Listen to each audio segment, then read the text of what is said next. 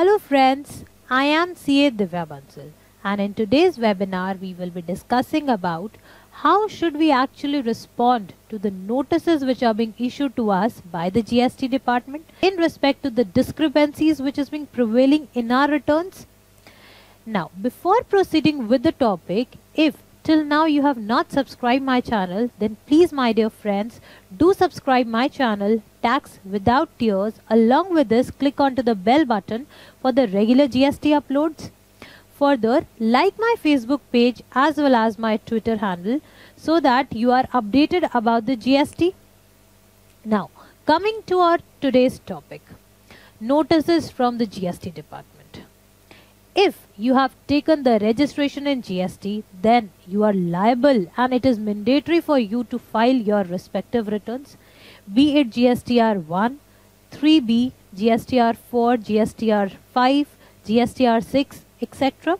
So whatever type of registration you have taken, you are required to file the returns also on time, and if it is not being filed on time, then you are required to pay the late fees along with the interest. Now usually one query is there that I have no transaction in a particular month, should I file the return? Definitely, even if you are not having any of the transaction in any particular month, you are required to file the return. This is one of the major reasons why the notices are coming, because people have not filed their return which they were supposed to. Even in case of no transaction, you were supposed to file your nil return. Now second type of notice which is being flooding is the difference between the credit which you have claimed in your GSTR 3B and the one which is being reflected as per GSTR 2A.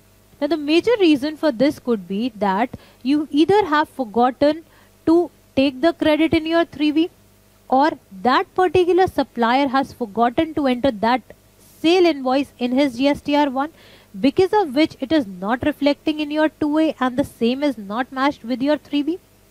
Another possible reason could be that you have made a purchase from the composition dealer, and since he being a B2B supplier and you have by mistaken taken the input also on the same which you were not eligible to take. Another reason could be you have forgotten to take some input tax credit in the respective month's 3B, but you have taken it in some other month.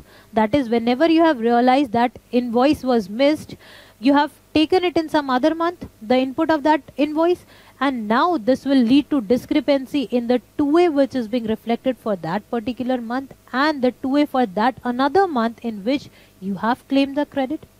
So second type of notice was this. Another notice which can be issued to you is the difference between the sales which is being disclosed in GSTR 3B and GSTR 1.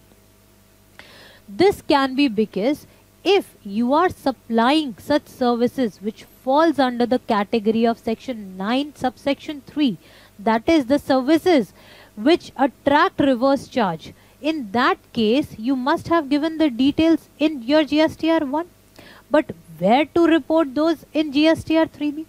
Some people have disclosed it in the taxable value column but have not entered their corresponding tax amount in their GSTR 3B, whereas some have totally missed out on the same, because of which there is difference between the taxable values of the supply in GSTR 1 as well as GSTR 3B.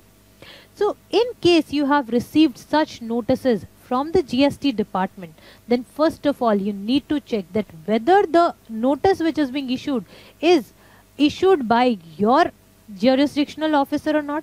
That is, you need to check your jurisdiction first and check that whether that notice is being issued by that particular jurisdictional officer.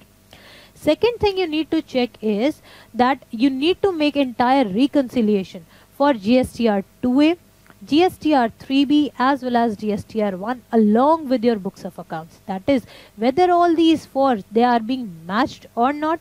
If not, then what is the reason for the differences? You need to quantify the same and accordingly find the reasons. So friends, this is how basically what all notices are being flooded in the market. How should you actually respond towards these notices?